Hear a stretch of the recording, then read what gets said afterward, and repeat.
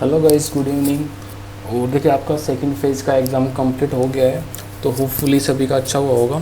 तो आज इस वीडियो के अंदर अपने एक तो एग्ज़ाम का जो भी रहा है इसका टोटल रिव्यू देखेंगे कि क्या कट इसके कितने मार्क्स आपके कम से कम आने चाहिए सेकंड फेज़ के अंदर, और इसका रिजल्ट का क्या सीन है। इसके अलावा आपको अभी क्या तैयारी करनी है इसके रिगार्डिंग।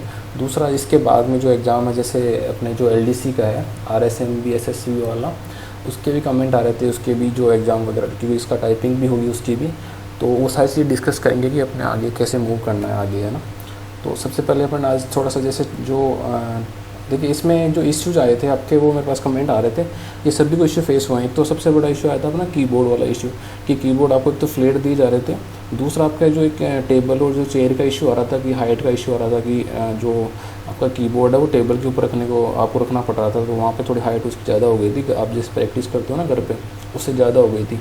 तो देखिए, ये कॉमन इश्यूज होते हैं जो सभी के फेस होते हैं। और मैं एक चीज़ मानता हूँ, जैसे 100 में से 1% एक पर्सन होगा जो कैंडिडेट होगा, जो लकी होगा, जिसके साथ ऐसा होगा कि घर पे आपने कीबोर्ड जो टाइपिंग की है वो थोड़ा सा हार्ड है और वहाँ पे थोड़ा सा इजी कीबोर्ड मिल गया, आपकी स्पीड यहाँ पे 15 है, वहाँ 16 हो गई। ऐसा 1% कैंडिडेट ही होता है। बाकी 99 के साथ में ये केस होता ही है कि आपकी और जो स्पीड है ऑटोमेटिक डाउन होती है वहाँ जाके। इसीलिए आपसे कहते हैं कि जैसे आपकी रिक्वायर्ड, अगर आपकी जो स्पीड है वो 25 आपको चाहिए सपोज करो, तो आपको 35 कम से कम घर पे रखनी चाहिए, ताकि आपके वहाँ पे अगर इस रिसोर्सेज वेरी करें, कीबोर्ड ख़राब आ गया, जो भी इशू बचते हैं, तो आपके डाउन होके भी जैसे 25 है तो 30 के आसपास आ जाएगी, मतलब 5-7% कम भी हो जाएगी आपकी। इसीलिए ये चीज़ बोली जाती है। लेकिन इसमें दिक्कत ये है कि आपके पास टाइम नहीं था बिल्कुल भी। मेरे हिसाब से 15 या 20 दिन आपके पास थे। उसके अंदर आप सभी ने एवरेज में बात करूँ तो हिंदी में 20 की स्पीड और इंग्लिश में 30 की, 25 से 30 आपने गेन किए, तो बड़ी बात है। आप इसको पॉजिटिव वे में लेना चाहिए आपको, कि हमने इतने टाइम में इतनी चीज़ कम से कम गेन कर ली। क्योंकि देखिए, इसका रिजल्ट के तो हर चीज़ें फास्ट ही हो रही, रिजल्ट भी फास्ट इसका जल्दी आया।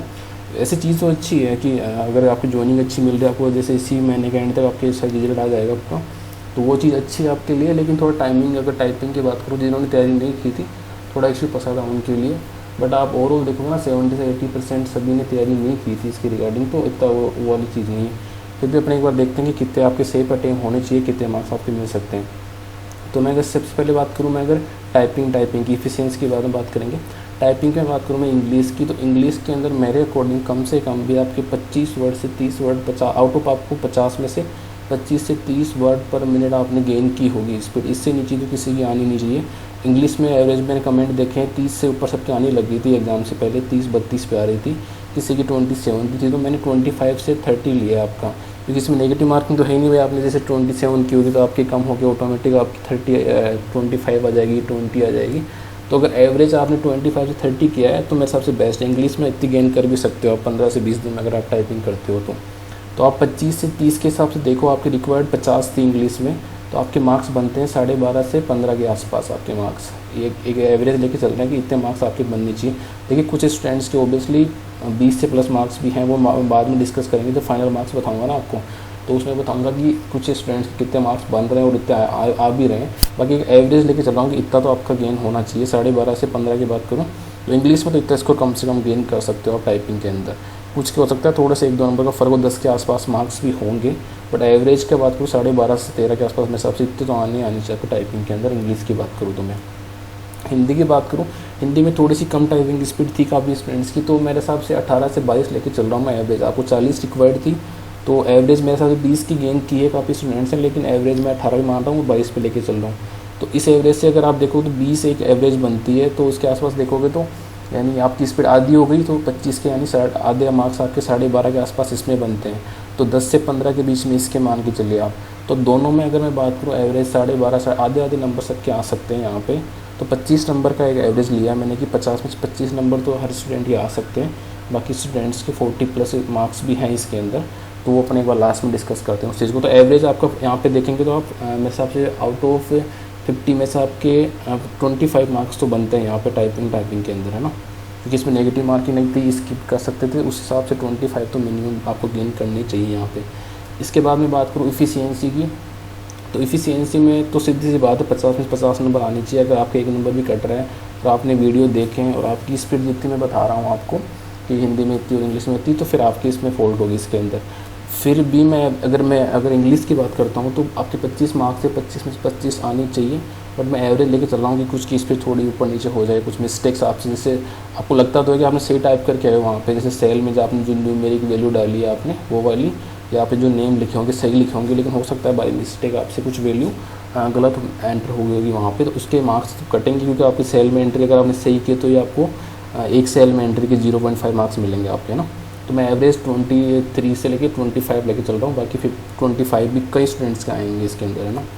हिंदी की बात करूँ तो एक नंबर और डाउन कर रहा हूँ मैं, 22 से 25 लेके चल रहा हूँ एवरेज, कि आपके इतने मार्क्स आने चाहिए, क्योंकि सेम ही था, कोई हार्ड नहीं था, क्योंकि फार्मूले सबको पता है, चारों से अलावा कोई सा फार्मूला आउट नहीं आया, सब में सेम आया, हिंदी में और इंग्लिश के दोनों में बात करूँ मैं, सम, एवरेज, मिनिमम, मैक्सिमम, और उसकी तो मैंने कम से कम 10 प्रैक्टिस करवा दी थी, तो वो तो आपने ऐसे रट ही लिया होगा कैसे क्या लगाना उसके अंदर। तो इसके हिसाब से देखें तो इसमें एवरेज मैं कह रहा हूँ 50 में से 50 कई स्टूडेंट्स के आ रहे हैं, बट एवरेज 45 से 50 के बीच में मान के चलते हैं कि कुछ सिली मिस्टेक्स हो जाती है एग्जाम में, तो आपके इतने मार्क्स इसके अंदर बनने चाहिए। तो आपकी इफिशिएंसी टेस्ट भी हो गया, और आपका दूसरा जो टाइपिंग का मैंने बता दिया, तो टोटल मार्क्स कितने बनने चाहिए यहाँ से, एक एवरेज, मिनिमम से मिनिमम मेरे हिसाब से देखिए, टाइपिंग की बात करूँ मैं तो 25 बोला मैंने, और यहाँ पे 45 मिनिमम से मिनिमम लेके चल रहा हूँ मैं, तो 70 मार्क्स तो आपके यहाँ पे बनने चाहिए दोनों के अंदर बात करूँ मैं, दोनों अगर इफिशिएंसी टेस्ट की और आपका जो टाइपिंग टेस्ट है, तो 70 मिनिमम से मिनिमम। बाकी अगर मैं बात करूँ, अगर उनकी टाइपिंग थोड़ी सी भी अच्छी होगी ना, वो आराम से 85 का स्कोर आराम से क्रॉस कर सकते हैं, क्योंकि मेरे पास कमेंट दिखा सकता हूँ आपको मैं, 92 के 90 से अबो के मेरे पास कई कमेंट और मैसेज पड़े हैं मेरे पास कि 90 से अबो नंबर बन रहे हैं हमारे, जिनकी स्पीड में बात करूँ हिंदी में अगर 30-35 के आसपास, और इंग्लिश में 40 से 45 के आसपास थी। तो एवरेज तो 70 से मेरे हिसाब से 70 का एक आइडिया ले सकते हो आपकी, अगर इसको डाउन करो तो आप 65 से 75 के बीच में, इससे कम तो किसी की होनी नहीं चाहिए, एवरेज 70 निकल जाएगा। बाकी थोड़ी सी अच्छी है तो 80 प्लस की स्कोर, आप 80 से 90 के बीच में भी आपने स्कोर काफ़ी स्टूडेंट्स के आएंगे इसके अंदर। बाकी 90 प्लस है तो बहुत अच्छा स्कोर रहेगा आपका, 90 से प्लस स्टूडेंट के कुछ मार्क्स हैं यहाँ पे, है ना। तो ये मार्क्स का रह गया। बाकी देखिए आपके पहली जो फर्स्ट फेज है उसके मार्क्स आपके डिस्प्ले नहीं हुए हैं, तो एक बार इसका कट ऑफ का आइडिया तो लगाना बहुत मुश्किल है, क्योंकि देखिए उसमें कितना रहेगा, इसके बाद में फिर इसका परसेंटेज का थोड़ा सा इशू रहेगा ना, कि 60% वेटेज रहेगा आपका इसका जो है टाइपिंग का, और 40% आपका रहेगा उसका जो आपका रिटन एग्जाम हुआ है, तो उस हिसाब से कैसे वो उसको डिस्ट्रीब्यूट करते हैं थोड़ा सा मुश्किल रहेगा, लेकिन उसका ज़्यादा वेट करना नहीं पड़ेगा आपको एक्चुअल में, क्योंकि इसकी आपका रिजल्ट है ना कितना जल्दी आने वाला, वो अपने एक बार डिस्कस कर लेंगे उस चीज़ को भी। तो आपका मार्क्स वाला ये जो कन्फ्यूजन है दूर हो गया, तो आप इसके बारे में जरूर कमेंट बताना कि आपको कितने मार्क्स बन रहे हैं आपके आईडी के अकॉर्डिंग, कितने मार्क्स बन जाएंगे, क्योंकि देखिए वहाँ पे आपको ऑब्वियसली स्क्रीन पे मार्क्स तो नहीं दिखाए होंगे, लेकिन आइडिया होता है बंदे को कि मैंने कितनी टाइपिंग कर दी, आधी टाइपिंग की है नहीं की है मैंने, और डिफिशियंसी का सबको पता ही है कि मैं कितने अटैम्प्ट करके आऊँ कितने नहीं करके आऊँ ना, तो इसका ये रहेगा। अब इसके बाद देखिए आपको करना क्या है, कि जैसे आपका टाइपिंग हो गई है आज कंप्लीट, दोनों जो भी हैं सबकी मतलब जो भी शिफ्ट थी सबका हो चुका, तो अब आगे क्या करना है आपको। देखिए रिजल्ट की बात करूँ तो उसका पहले आ चुका था कि आपका जो 30 सितंबर से पहले आपका रिजल्ट आने के पूरे चांसेज हैं, कि यहाँ तक 30 तक का अपॉइंटमेंट लेटर इशू होने की बात हो गई थी, जो आरजी गुप्ता सर ने ट्विटर हैंडल पे बोला था। तो आप देखोगे कि जो चीज़ उन्होंने बोली वो चीज़ उन्होंने टाइम से पहले ही उस चीज़ को किया है, टाइपिंग की डेट भी उन्होंने पहले बोली थी, रिजल्ट भी उन्होंने बोला था।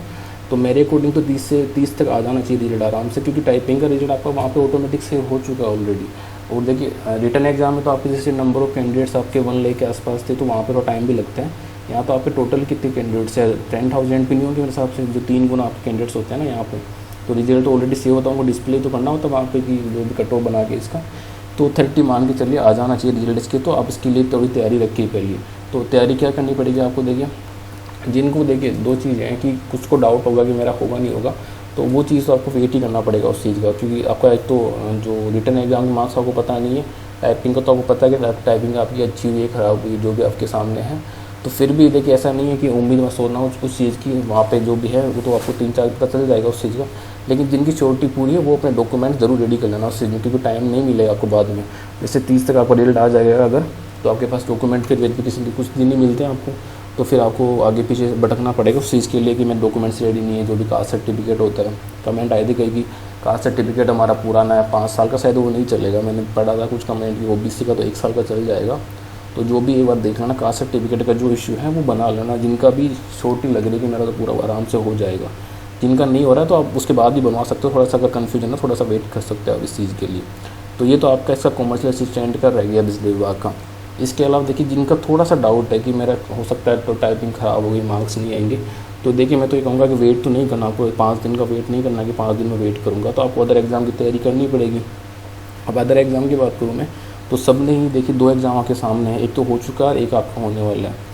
एलडीसी जो आपका है अधीनस्थ बोर्ड वाला, सबने एग्ज़ाम दे दिया है। और उसकी तो वो देखिए ऑफलाइन एग्ज़ाम हुआ था, तो उसकी तो आपके आंसर की भी आपने यूट्यूब से देख ली होगी और एक जनरल आइडिया ले लिया होगा आपने कि अगर मैं कट ऑफ के आसपास, अगर पहले तो 40 जो आपको चाहिए क्वालिफाइड मार्क्स 40% 100 में से जो भी है, दोनों शिफ्ट की बात करूँ मैं, अगर वो बन रहे हैं तो आप ऐसे क्वालिफायर हो, नहीं हो तो वो से आप आउट हो गए उस चीज़ के अंदर। तो पहले तो आप वो देख लीजिए एक बार कि एलडीसी का एग्ज़ाम आपके सही बन रहे हैं, तो इसमें टाइपिंग होगी पहली चीज़ तो। और अगर मैं बात करूँ नया एग्ज़ाम तो एक पटवारी का एग्ज़ाम है जिसका अभी नोटिफिकेशन आया नहीं है, बट पूरे चांसेज है कि आपका इस सेप्टेम्बर के एंड तक आपका नोटिफिकेशन आ जाएगा। तो जिन्होंने एलडीसी का नहीं दिया या एलडीसी में नहीं हुआ है तो वो पटवारी की तैयारी कर सकते हैं, या और आप किसी एग्ज़ाम की तैयारी कर रहे हो सेंटर लेवल की, अगर मैं स्टेट लेवल की बात नहीं कर रहा हूँ, तो आपको वो तैयारी करनी है, कंटिन्यू करनी है उस चीज़। तो उसमें वेट नहीं करना है कि मेरा होगा नहीं होगा, मैं वेट करूँ उस चीज़ के लिए। अब इसमें बात करूँ मैं, एलडीसी का कमेंट भी आ रहा था कि इसकी इफ़िशियंसी टेस्ट वगैरह इसमें भी होगा, तो उसकी वीडियो वगैरह। तो देखिए एलडीसी की बात करूँ तो इफ़िशियंसी टेस्ट सेम ही होता है, देखिए इसमें जो हुआ वो सेम उसमें होगा, बट उसमें एलडीसी में होता क्या है कि उसमें शायद पावर पॉइंट और आपका जो है एमएस वर्ड भी आएगा उसके अंदर। तो उसका तो कन्फर्मेशन तो है मुझे कि ये चीज़ आती है, बट उसका एक बार नोटिफिकेशन आ जाने दीजिए आप एक बार, क्योंकि इसका देखिए इसमें टाइपिंग की स्पीड थोड़ी ज़्यादा चाहिए इससे। अधीनस्थ बोर्ड में एक तो होता क्या है कि जो वर्ड्स देते हैं ना आपको टाइपिंग हिंदी के, वो थोड़े से बड़े देते, थोड़े से डिफिकल्ट, थोड़े से बड़े आते हैं, इसीलिए बोलते हैं कि अधीनस्थ बोर्ड की जो टाइपिंग है ना वो काफ़ी हार्ड पड़ती है, क्योंकि कैंडिडेट्स का एग्ज़ाम तो क्वालिफाई कर लेते हैं लेकिन हर बार टाइपिंग में रह जाते हैं। तो आप जैसे 25 उसमें कम से कम मिनिमम है, उसके बाद मार्क्स भी जुड़ेंगे आपके, जितने आपने जितनी स्पीड गेन करोगे उतने मार्क्स, लेकिन 25 तो आपको कम से कम करनी पड़ेगी।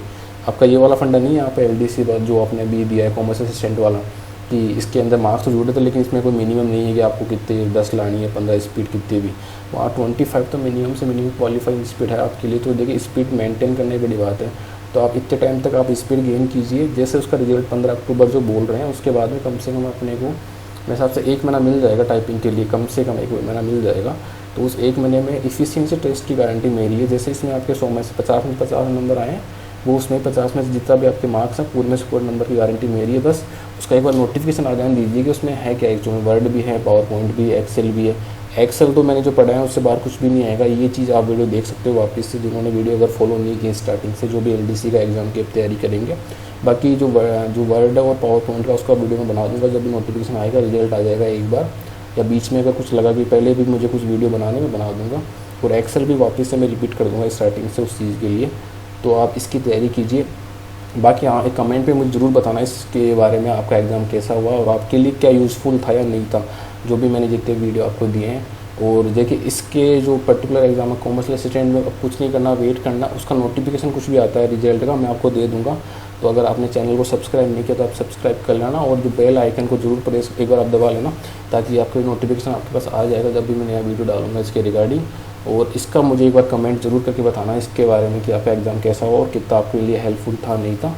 तो दोस्तों अभी नई वीडियो के साथ मिलता हूँ मैं नोटिफिकेशन के साथ में, और जो भी अपना जो अधीनस्थ बोर्ड वाला एलडीसी वाला एग्ज़ाम है उसके रिगार्डिंग नई वीडियो के साथ जल्दी मिलते हैं अपने। फिलहाल के लिए थैंक यू गाइज़।